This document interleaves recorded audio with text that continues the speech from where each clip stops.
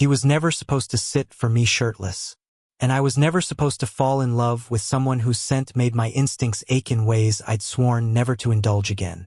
The light in Brooklyn is a strange kind of truth. It doesn't lie.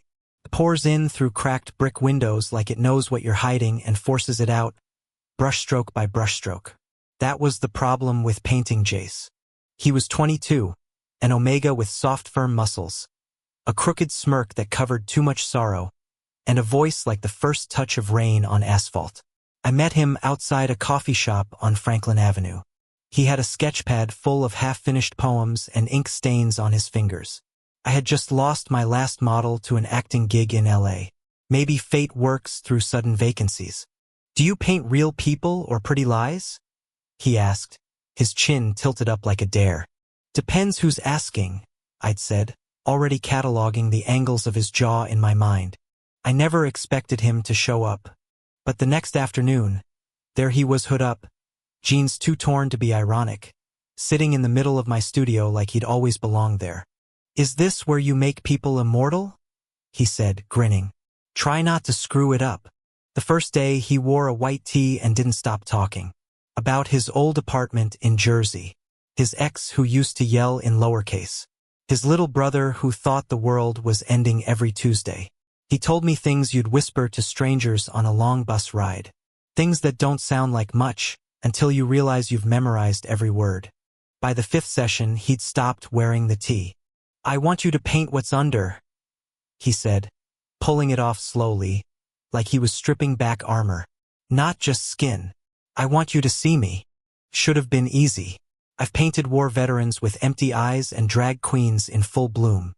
But with Jace, every line felt too intimate. His clavicle curved like a secret. The hollow at his throat made my hands tremble. My beta control years of therapy and suppressants was no match for the quiet ache he stirred. He knew it too. "You always look at me like I'm almost yours," he whispered once, without breaking eye contact. I pretended not to hear. But the truth was, I was already halfway gone. One night, a storm slammed against Brooklyn with a fury that felt biblical. The power flickered, rain slashing the windows like a threat. I lit candles and tried not to notice the way Jace's scent was stronger in the dark, sweet, warm, a little wild. He didn't flinch at the thunder, just sat there, legs crossed, watching me. "You ever been in love?" he asked suddenly.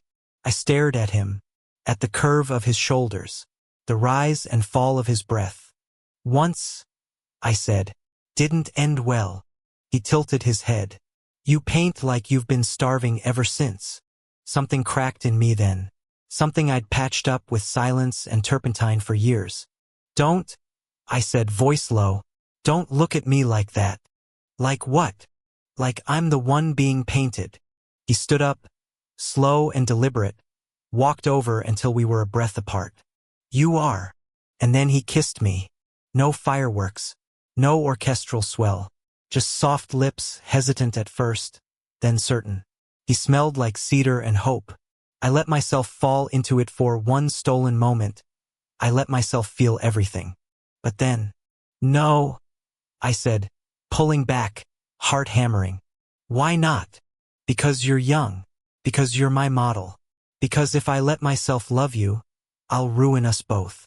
He didn't say anything, just picked up his shirt and left. The silence he left behind echoed louder than the storm. Weeks passed. The portrait remained unfinished.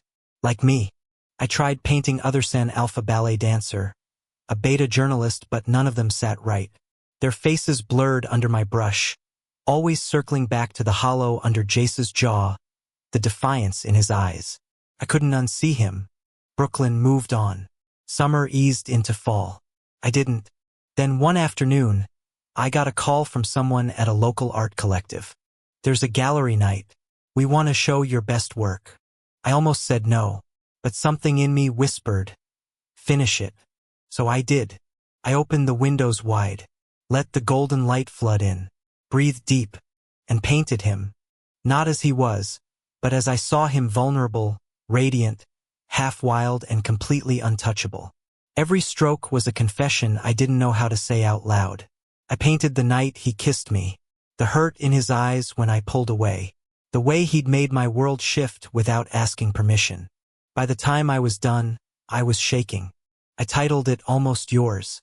Opening night was chaos. Too much wine. Too many compliments.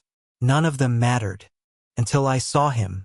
He stood across the room, hands in pockets, staring at the painting. His eyes shimmered like he hadn't slept. Like he'd bled a little too, just quietly. "You painted the kiss," he said softly.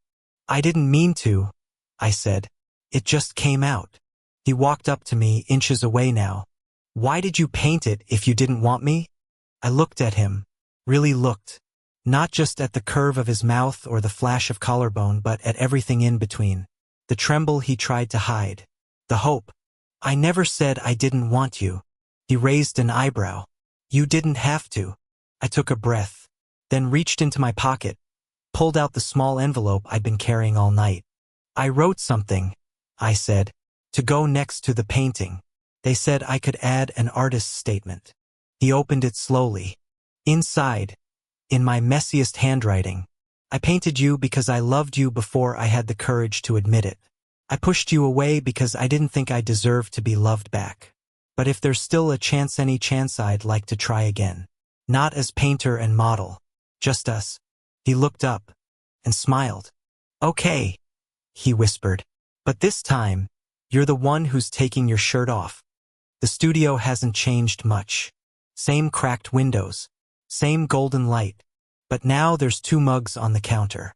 One sketchpad filled with bad poetry. A half-finished painting of me, shirtless and laughing, while Jace sits behind the easel, tongue out in concentration. We never labeled it. Alpha, beta, omega, none of it mattered in the end. He was mine, and I was his. And in the paint, we finally found the language our hearts had been trying to speak all along. Thank you for listening. If you find it interesting, please like and subscribe to follow the next stories.